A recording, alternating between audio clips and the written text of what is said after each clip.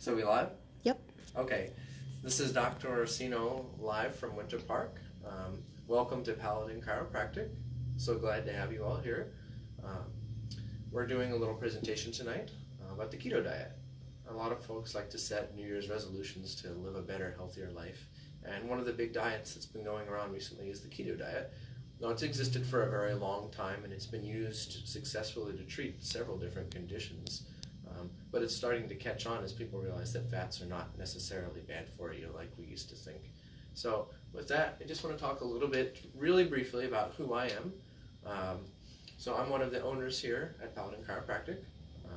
I see people on a daily basis for a myriad of complaints. A lot of the usual stuff, low back pain, neck pain, headaches.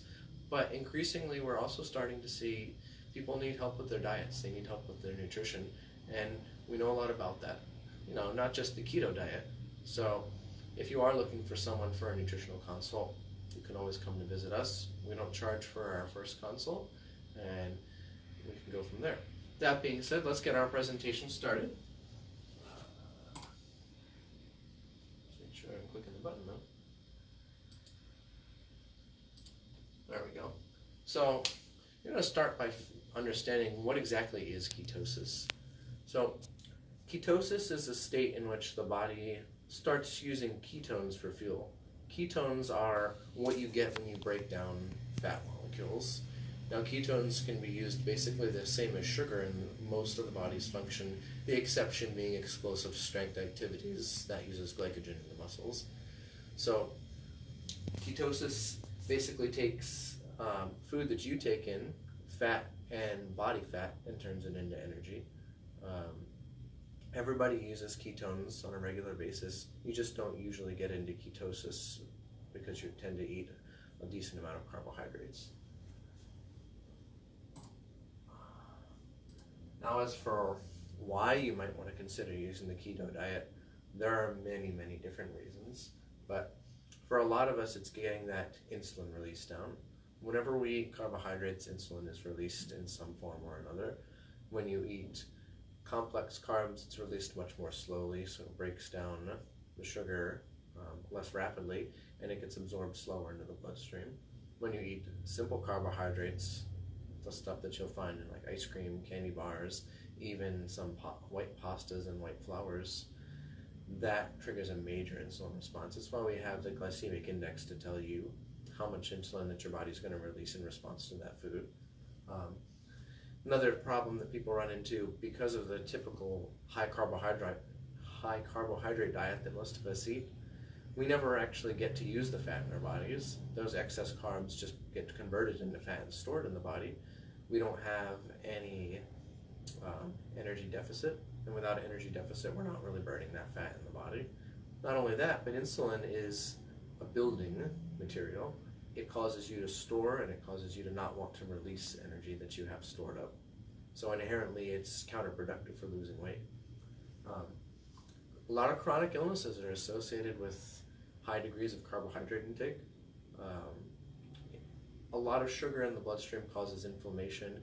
It's one of those things that does lead to heart disease. Obviously, it's a major contributor to type 2 diabetes. There are other things too. Neurodegenerative diseases like Alzheimer's and Parkinson's are starting to have links with diets that are chronically high in carbohydrate intake. So in general, preventing chronic illness is a major part of why the keto diet might be something to consider. The other thing is a lot of us, sometimes myself included, will experience a little crash in the day. And that happens when your blood sugar drops too low. Usually that's in response to eating a whole lot of sugar. As you release a large amount of insulin in response to that carbohydrate that you took in, you will drop your current blood sugar levels after a short period of time, and you'll experience fatigue and want to take a nap and kind of be shut down. That doesn't happen with ketosis. In ketosis, you have ketones flowing through the body regularly, and because insulin isn't being released, you're not clearing ketones out rapidly. Now keep in mind, eating sugar or triggering an insulin response also removes ketones from the blood, so that it can also produce a crash, which is one of the reasons when you're on a keto diet, you don't want to eat sugars. It'll kind of take you back to where you were before. Gotta click on that. So the keto diet can benefit a couple of different conditions. Type 2 diabetics experience a major improvement with it. By reducing carbohydrate intake, you lower our average blood sugar levels, you decrease the amount of insulin that your body uses, and you improve your sensitivity to insulin. Type 1 diabetics are kind of an interesting one though. Type 1 diabetics have issues producing their own insulin, so they have to take insulin. They still need to take insulin even on a keto diet, but the amount of insulin that they need to use decreases. So it decreases the cost of their illness, and it increases their average energy levels because they're not having to fight as much to manage their sugar levels. Polycystic kidney is an interesting new one. Research was just done in the past few years that found some of the ketones generated by ketosis actually decrease the size of cysts in people that have polycystic kidney disease. It's related to the cysts essentially preferentially wanting sugar to survive, and without that systemic sugar flowing through the blood, they don't have a fuel source and they basically just die off. The other thing is seizures, and this is really what the keto diet traditionally was used for more than anything. Those that suffer from epilepsy, particularly children, are often difficult to manage. Medications don't necessarily get rid of their seizures, and so they'll run through the whole gamut of things all the way up until they have brain surgery. The keto diet is a relatively affordable, non-interventionist way of controlling seizures. Sometimes as many as 50% of the folks that enter the keto diet respond by having 0 seizures after they start on the diet. That being said, it is an on-off switch. If you say you're on the keto diet for managing epilepsy and you decide that you're going to have a cookie, as soon as that sugar hits the bloodstream and the ketosis ends, people in some cases end up having the seizures again. So it has to be managed very closely for it to be an effective treatment. So let me get one of the clickers. That being said, there are people that should avoid the keto diet. It's not right for everybody. Just like with any diet, there are exceptions to the rule. Vegans and vegetarians have a very difficult time doing the keto diet. A lot of the foods that are eaten on the keto diet are going to be animal fats. And since those are excluded from vegan and vegetarian diets, it's just not really a diet that's appropriate. There are a lot of plant-based fats, but you have to exclude so many foods on the keto diet as a vegan and vegetarian that it just isn't really worth doing. There are better options for those folks. The gallbladder is a crucial element in the keto diet. The gallbladder concentrates bile and it makes it easier to digest fat. If you don't have a gallbladder, it's still possible to digest fat, but it's much more difficult, and the amount of fat that you eat on the keto diet, it's just not going to work out well without a gallbladder.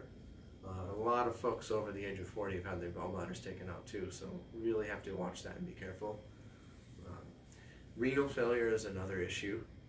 When you have a failing kidney, the buildup of proteins that occur a lot of times in the keto diet makes it difficult to clear them out without a functioning kidney. And the other issue is the keto diet often makes it difficult to control your electrolyte balance. You need to drink a lot more water since you're not eating quite as many vegetables as maybe another type of diet. And for a regular healthy person, that's not a big issue. The kidney does a good job of balancing electrolytes. For someone that's in stage 2 renal failure, stage 3 renal failure, it's going to interfere with their dialysis treatments that they might be undergoing, and it's just not going to be the right type of diet for them. We also recommend people that are currently pregnant from starting any type of new diet like keto. Those that are in ketosis before they become pregnant, it's probably all right to continue with the diet, but I wouldn't start up any type of new diets during pregnancy. It's not that it's necessarily unsafe, it's that we don't know what the effects are based on any of the research. So when it comes to pregnancy, we try to play it safe in all cases. Okay. So there are a number of different ups and downs in the keto diet. Some people experience brain fog when they're on a standard American diet or really any type of regular diet. Keto kind of takes care of that. Ketones are very well utilized by the brain, and because you don't have any ups and downs in the amount of energy when it comes to ketosis, it tends to improve people's ability to focus. There are a lot of food choices in the keto diet too. Some diets are very restrictive. Keto is restrictive in the sense you need to avoid carbs, but beyond that, there are a lot of foods that you can access, and we'll get to that kind of later in the presentation. Because you're utilizing body fat when you're on a keto diet, it helps you achieve a normal weight. That's not to say the keto diet is necessarily going to melt the pounds off immediately for everybody, but in a long-term use of the keto diet, most people lose weight and achieve a healthy weight. Blood pressure is another big one. Blood pressure is a lot related to sclerosis of the arteries. It occurs with high carbohydrate diets from the chronic inflammation, not necessarily the cholesterol that's been traditionally fed to us by the medical world. Not to say that there wasn't research at the time, but it turns out a lot of that research was kind of bogus. Cholesterol is really not directly related at all to any type of heart disease or cholesterol, but high carbohydrate diet is. And the keto diet helps fight that by decreasing inflammation and just keeping sugar levels down in the blood. Some people experience improvements in their hormones when they're on the keto diet. This isn't necessarily for all types of hormones, but those that are suffering from like thyroid disease may benefit from doing the keto diet for a little while too. There are some other areas though that aren't so great about the keto diet. If you're trying to do intense workouts, any types of burst energy, lifting heavy objects, sprinting, keto diet's not really a good diet for those things. The carbs that you intake are very low, and it becomes difficult to fuel your muscles, and you just won't be able to do a lot of those long distance, hard pushing type of exercises. It's also kind of difficult to dine out on the keto diet. There are a lot of restaurants that are starting to cater to it and make things easier, but generally speaking, the dine out experience is very focused on carbohydrate rich meals. That makes keto diet very difficult if you eat out a lot. Some people are a little concerned about the, oh my gosh, I'm eating too much fat, it's going to make me sick. People are treating me like I'm going to get fat. So there's a lot of social stigma that comes with eating a diet that's high in fats. We had close to 50 to 60 years of the government and other official scientists telling people don't eat fat, fat makes you fat, fat makes you sick, don't eat fat, low fat milk, low fat yogurt, low fat everything. We're starting to find, of course, that there was no need for that. Butter's back, but that stigma takes a long time to go away. It's probably going to be a good generation or two before we really start to see people return to a more healthy relationship with fats. That being said, everybody that's here understands that fats are not necessarily a bad thing, although there are bad fats like trans fat. The hard part of the keto diet for most folks is the first week. A lot of people experience what they call the keto flu, and the keto flu is experienced by people that are going into ketosis for the first time. When you switch into ketosis, you're going up to a point where your body is utilizing fat for fuel, and it has to activate a lot of enzymes in the liver to do that.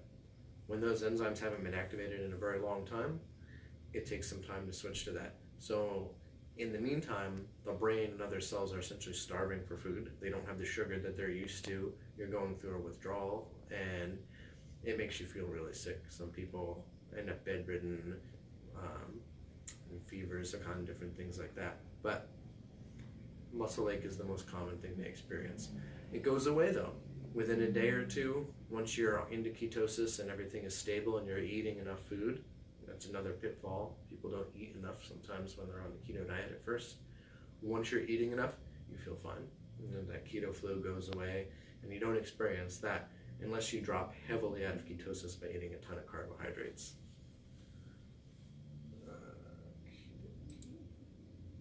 So the first question that anyone has to answer when they want to do the keto diet is, how do I get into ketosis? Well, when you think about entering ketosis, it doesn't start based on some arbitrary period of time. Your body enters ketosis once your liver has used up all of its excess stored glycogen, which is kind of your fast energy. Once that glycogen is used up in the liver, it's going to start switching gears into ketosis. That amount of time varies for people. Some folks, when they intermittent fast, by the time they're at lunchtime, they're actually in ketosis. Others may take up to a full day before they can enter ketosis. Generally speaking though, within a day or two, removing or severely reducing carbohydrates from the diet, you will be in ketosis. And there are ways to test for that. They make strips that you can test with the urine that'll change color based on the amount of ketones in the urine. but it takes a little bit of time for those ketones to reach the urine, so it's not something you can use instantaneously. Okay. So, to go on a keto diet, you're going to have to understand what actually constitutes carbohydrates. I think most people are pretty familiar with sugar. That one isn't too strange to them, but you may not be familiar with other things that trigger insulin. Little things that sneak their way into foods like dextrose, which is an extremely processed form of sugar, maltodextrin, fructose.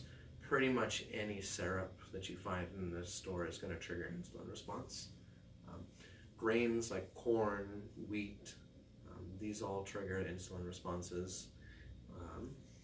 Certain types of protein will trigger insulin response if you eat enough.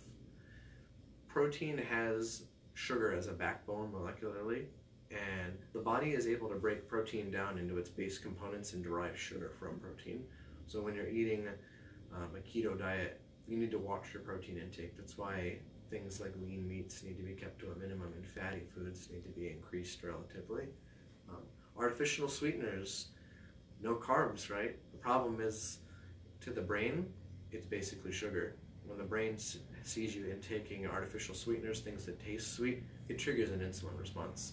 That's why some people that drink a lot of artificially sweetened sodas will still feel like they're having a crash because they're releasing insulin even though there is no sugar in the drink. So it's really important to be careful about things you put in your body, particularly the artificial sweeteners. Things that don't trigger insulin, though, are in the fiber category. Things like psyllium, fibers that you will find in certain foods. They're actually listed on the label, which we're going to get to in a minute.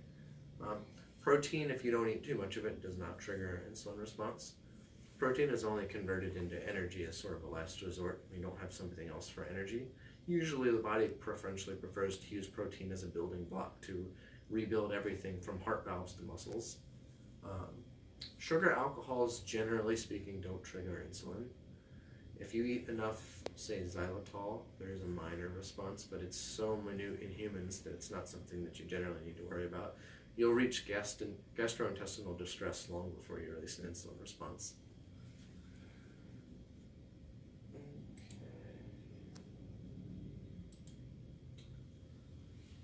So when you're choosing your foods on the keto diet, and this is mainly true of snacks and things that are replacing foods that are normally carbohydrate heavy, you have to understand how to calculate what they call net carbs. Net carbs takes the gross, which is what you call the total carbs, and you subtract fibers and sugar alcohols from that amount. So you may have a product that says 20 total carbohydrates, 19 of which are sugar alcohols, 1 is dietary fiber. There's no net carbs in that.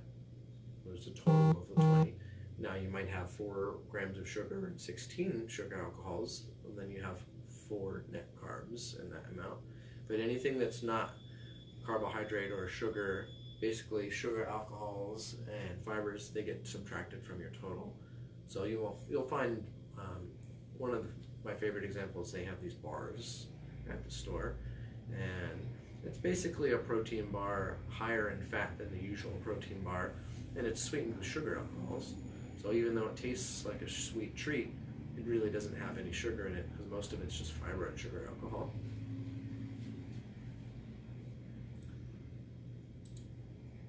Okay. So to stay in ketosis, you want to avoid certain foods. Breads and grains are pretty much out. Lean meats are actually not a good choice either. So if you're a big turkey breast fan, you may want to opt for the more appropriate drumsticks and thighs, which are high in fat, and frankly, if they're prepared well, have more flavor to them anyway because the fat adds a lot to the flavor, and they're considerably cheaper, so it makes the keto diet very economical in that way. Butter is totally fine on the keto diet. You can slather it into any of the different foods that you like, cook with it. It's really an excellent source of calories. Grass-fed butter like Kerrygold is going to be your best bet. It's got a better omega profile than grain-fed cow butter, and frankly, it tastes better. So you really don't have anywhere to go wrong with that. You do want to make sure that you don't burn it too badly, though. Butter has a pretty high smoke point. It's easy to cook with. Because it has different components in it, it'll still brown pretty fast.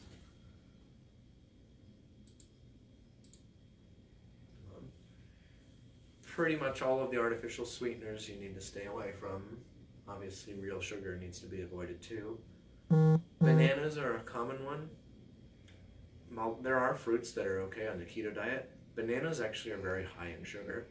I mean, usually their reputation is being high in potassium, but really as the fruits go, they're one of the highest glycemic index fruits out there. If you are looking for sweeteners though, stevia and monk fruit work really well. They're not actually sugars or sugar alcohols, they're essentially herbs. They have no effect on the blood sugar. They do add a pleasant sweet taste. Green leaf stevia is going to be your best bet. A lot of stevia is actually cut in dextrose or erythritol or other things to hide that kind of bitter stevia taste. You don't get as much of the bitterness though when you have the full green stevia. It's usually the white stevia that tends to be very bitter. Blackberries are one of my favorites on the diet. Blackberries, extremely high in antioxidants, get your vitamin C. They're pretty low in carbohydrate. Most berries are more fibrous than they are sugary, even though they taste a little sweet. It doesn't take a lot to really get that sweet flavor. And you can eat a handful of those on the keto diet with very low impact on your sugars. You really, really want to avoid processed sugar in any diet. Doesn't matter keto or not. This diet, you have to avoid it because it will throw you out of ketosis. But in general, you really shouldn't be eating white sugar pretty much ever. It's not well processed by the body, and it really has no nutrient value to it. It's basically just raw energy. Sodas, including the diet sodas, need to be avoided. The diet sodas usually have artificial sweeteners, which will still trigger that insulin response. And some of the diet sodas contain aspartame, which there's a little back and forth between scientists over aspartame, but generally speaking, it's fairly well accepted that it's not good for you and it shouldn't be used as a substitute for the real thing. Outside of the diet, if you had to have something, you'd be better off having actual sugar than the artificial sweetener. Juices that are generally considered healthy have just as much sugar as most soda in them. You have to consider when you're drinking a glass of juice, you're basically eating an entire bundle of oranges in this case. It's very high sugar content, and it's just generally not worth it. Milk, you can have cream, like heavy cream when you're on the keto diet, but milk has a lot of lactose in it, and lactose is broken down into simple sugars. So again, it's not really something that you can have on the keto diet. A cup typically has around 12 grams of sugar from the lactose, and that's close to half of your maximum dosage for most people on the keto diet. Of course, you also want to stay away from grains. This is kind of a tough example for folks. A lot of people, when they go on the keto diet, the first thought is, well, I can eat, all of the bacon, all of the, meats that I want. And that's not to say that there isn't some room for certain types of meats like that, but a lot of the more processed deli meats, hot dogs and things like that, they're just not really made of good stuff. There's a few exceptions. You might find a grass-fed hot dogs every now and then, but basically these are still kind of junk food, and it's not something that you want to make the majority of your diet based on. Predominantly, the big issue with those things is the preservatives used in them. Sodium nitrite is kind of difficult. You're going to be getting less vitamin C, which cancels out some of the effects of nitrate. You really don't want to be eating those preserved meats. You can, however, eat vegetables. I know this is something I see a lot of people go on the keto diet and they live off of meatballs, they live off of fat bombs and steak and all kinds of great things, but they forget that many vegetables are mostly water. They're very low carbohydrate value, they have reasonable amounts of fiber, and you can eat all of these vegetables in moderation on the keto diet. Avocados is one of the ones that seems to escape people as being a food they wouldn't eat. Avocado is very high in fat, so it gets recommended in a lot of keto diets. But it's also very high in nutrients. It has lots of fiber in it. Asparagus is a good one, a personal favorite. You also need lots and lots of water on the keto diet. As you are removing fat, water is needed to process the different metabolites that come out of breaking it down. And because the electrolyte balance initially is sometimes difficult for people, you really need to make sure that the water levels are kept up. First few days of keto, most people have to go to the bathroom a lot, and if they don't, it's because they're avoiding water. I don't know about the whole 8 glasses thing. That's sort of an old mythology, really, but you should drink a lot of water, and really as much as you can tolerate. The fact of the matter is a lot of people feel hungry because they're actually dehydrated. Most berries are okay. Strawberries and raspberries only have a few carbohydrates per serving. Those can be included. They're nutrient dense. They're reasonably affordable. Sometimes raspberries can get a little expensive when they're outside of season, but they're a great thing to include in your diet. And the added fiber from all of these vegetables will also keep you regular. One problem that people that eat a diet of only fats and they neglect to include the vegetables is they have a little bit of trouble when they have to go to the bathroom. You can also have nuts. Although I would caution you on nuts. Nuts are very high in nutrient value. They're generally very good for you, but they're extremely calorie dense. A handful of nuts in some cases can be more than 100 calories, and some people eat multiple handfuls of nuts in a single sitting. Just remember, it's very difficult to get nuts in the wild, so when you think about eating an entire bag of nuts, I think that's like almost an entire day's work for the wild man. So I do still recommend nuts, just be careful how much you eat. Just so you know, the peanuts are not actually in the nut family. They're a legume, and they should, generally speaking, be avoided for this diet. There are some things that can help support your journey through keto. There's a number of products that we carry or that we recommend. Digestive enzymes are generally always a pretty good idea when you're starting on a new diet like this. A lot of us are deficient in enzymes. You do need to get good ones. A lot of enzymes are deactivated in the stomach. If they're not plant-based, like Standard Process's Multizyme, or if they're not enterocoated, like some of the higher quality ones from other companies, they won't even make it to the food to do anything. You're essentially just throwing money away. AF beta food is a derivative of beets. I use it all the time. It helps to thin the bile excretions as they come out of the liver, and it reduces problems that the gallbladder experiences. It's taken with meals. It's another Standard Process product. Most of the stuff that has an R next to it comes from Standard Process. I use their products a lot. They've been around a long time. They're a Whole Foods brand, and most of their products are very good quality, so it's something that I can put my trust in. Zypan or betaine hydrochloric acid, they can sort of be used interchangeably. Essentially, they increase the acidity in the stomach so that you can properly digest proteins. One of the number one causes of acid reflux is not too much acid, it's not enough acid. Having insufficient acid causes digestive upset. It makes it difficult to digest the foods that you eat, and it causes problems down the lane too. If you don't digest food properly in the stomach, it doesn't get digested properly in the intestines later, and you can't absorb it appropriately. It leads to all kinds of dysbiosis and problems. Magnesium is just a supplement that's generally good to take. Most people don't get enough magnesium in the diet, and it's exceptionally difficult to get enough magnesium when you're on the keto diet. Magnesium also promotes motility in the intestines, so it helps you go a little bit better. That said, there is a maximum dosage for magnesium. If you take too much, you'll end up losing all of it.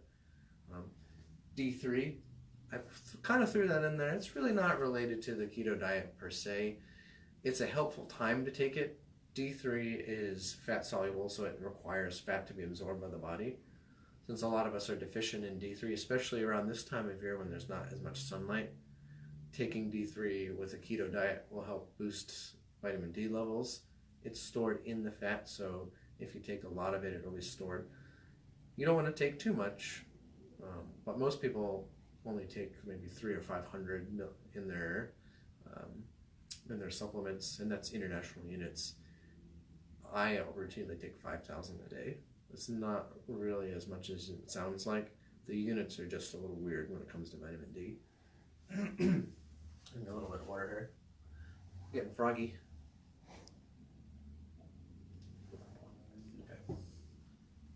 Okay. I mentioned the urine dipsticks earlier. Some people use them to measure the amount of ketones that are floating around in the blood.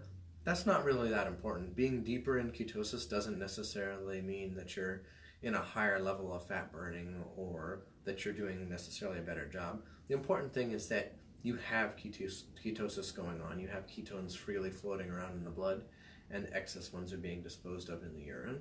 As long as you're in ketosis, you're in a mode where you're breaking down fat and you're not starting to store more fat. That's really all that you need.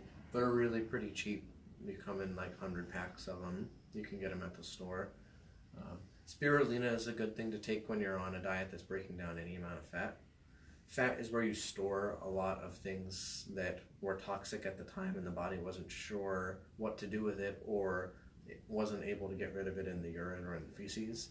When you start to lose weight, when you start to break down fat, some people get kind of a toxic feeling out of it if they've been storing things in the fat. Spirulina helps with that because it helps to absorb some of the toxic buildup and remove it safely through the feces. Milk thistle helps support the liver. The liver is going to be doing a lot of extra work when you're in ketosis, producing enzymes to break down fats.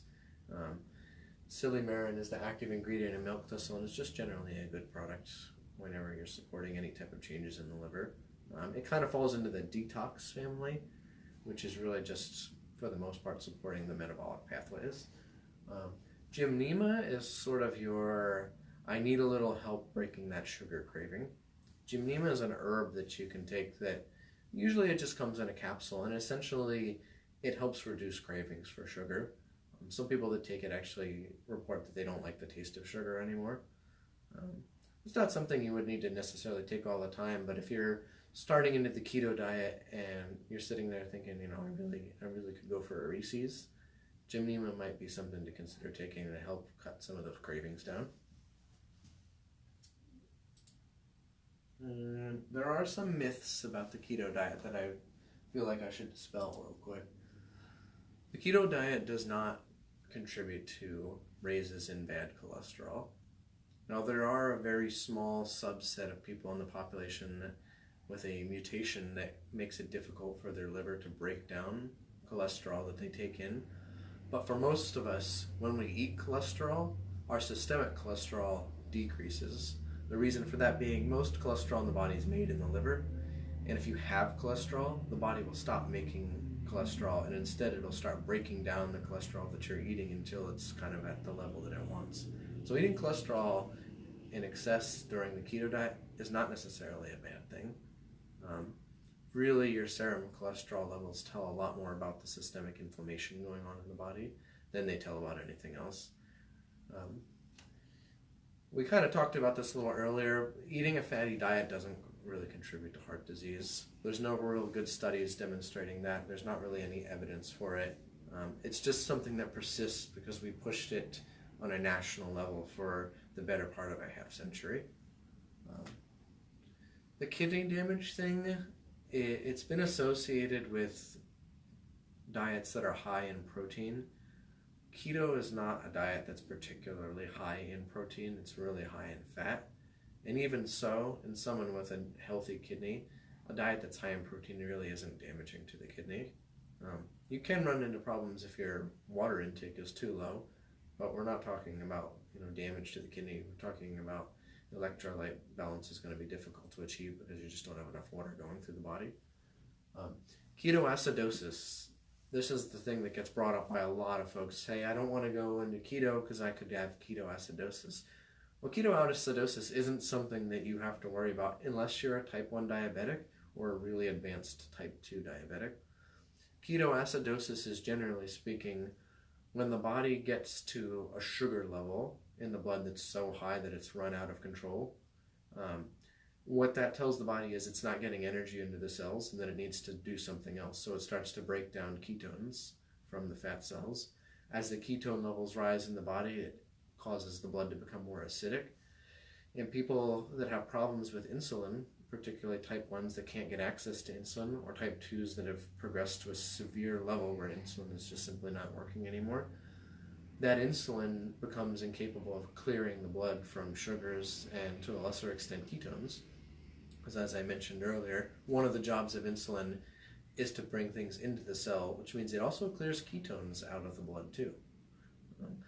But if you're a type 1 diabetic and you're taking insulin that's not a concern. And if you're a type 2 diabetic and you're eating a low carbohydrate diet on keto, the amount of sugar circulating in the blood is going to be less, and you're not going to run into the problems of ketoacidosis. That being said, those that run into ketoacidosis, it is an emergency and it needs to be treated by an appropriate medical doctor.